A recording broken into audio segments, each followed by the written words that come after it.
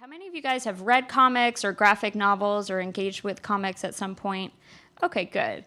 Well, in academia, it's slowly but surely becoming more acceptable, and if you walk into bookstores now, the ones that are left anyway, there's always a graphic novel section, and people are starting to understand that comics are simply another form of telling. So the comics form is simply just another way of telling stories. It's a form of literature, and it's also a form of art, which I think makes it really exciting and interesting. So I wanted to start with the cartoonist who sort of started it all for me, Aline Kominsky-Crumb.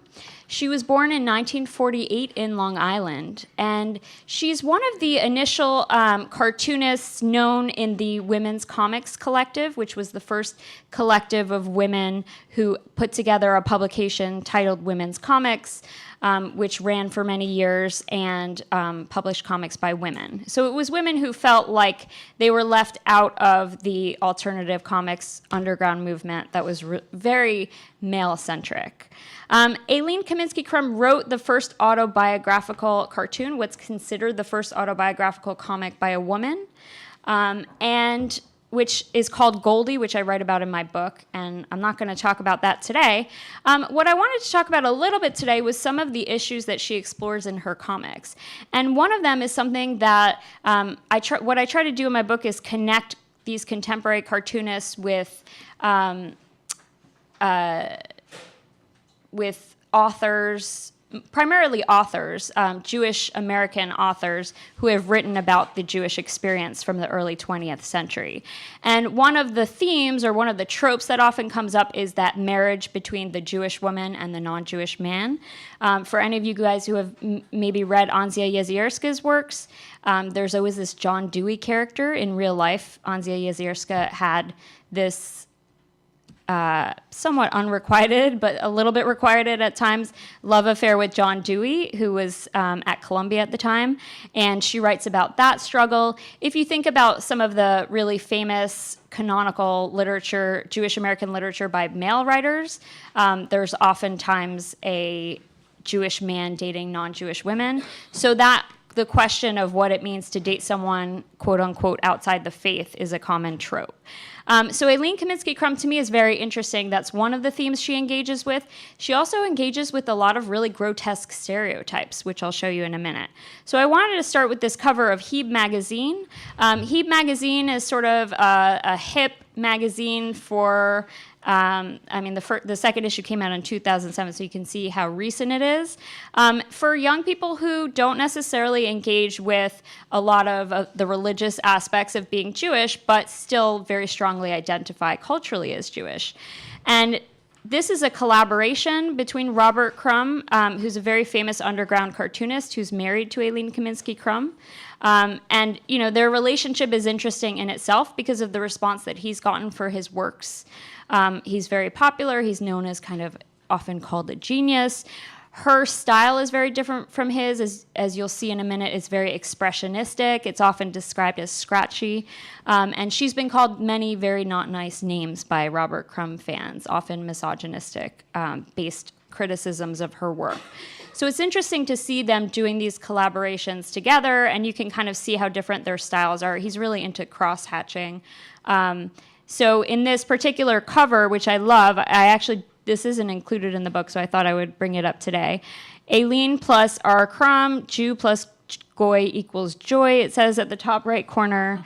And his character is saying, I feel so safe in the arms of this powerful Jewish woman. So they're really playing on these stereotypes. They like sensitive, wimpy artists for some reason. And it says shy, subdued, repressed. So he plays on that sort of the non-Jewish neurotic male who like fetishizes these Jewish females.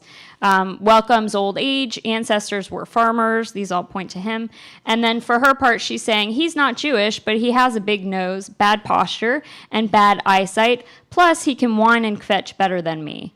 And hers points to overbearing, extrovert, no such thing as excess, and really you can see in her style, the style in itself is very excessive. Numerous cosmetic interventions, ancestors sold schmatas.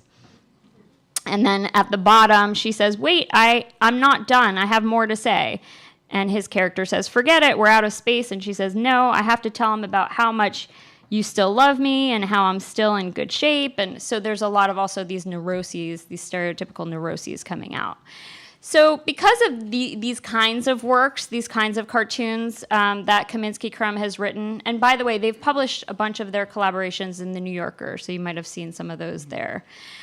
Because of these stereotypes that she's playing with, she's often been referred to as a self-hating Jew, so that's another criticism that she gets.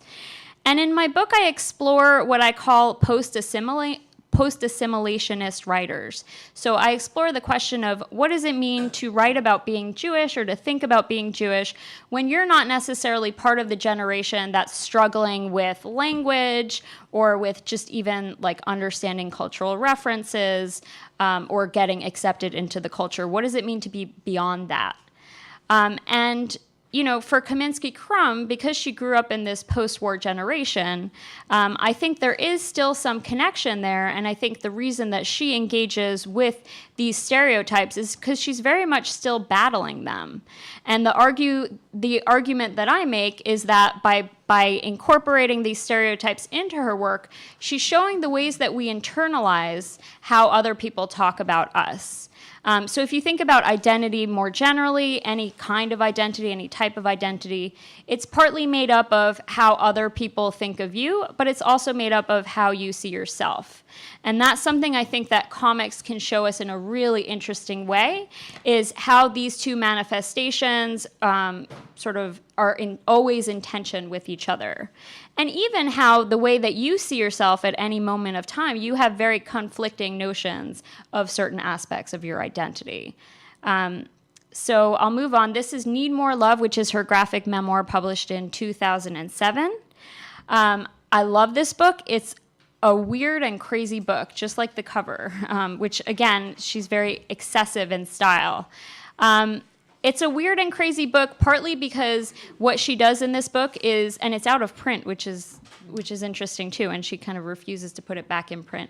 It incorporates a lot of fragments of comics that she did in the past. She sort of throws those all together, and then she interweaves that with these like diary-like entries. She also includes photographs of herself, childhood photographs.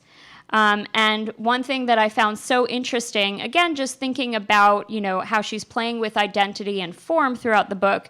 Here's a photograph and cartoon from consecutive pages in her book.